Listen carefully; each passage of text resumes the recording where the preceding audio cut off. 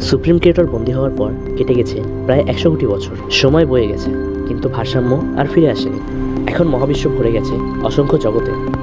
নতুন নতুন নক্ষত্র, নতুন নতুন সভ্যতা, অগণিত প্রাণের জন্ম হয়েছে।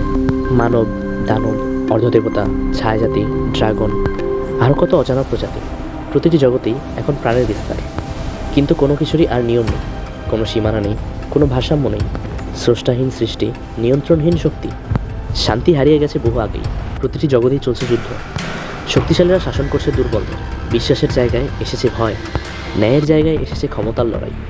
রাজ্য ভেঙে পড়ছে, সভ্যতা ধ্বংস হচ্ছে, বন্ধুত্ব রূপ নিচ্ছে বিশ্বাসঘাতকতায়।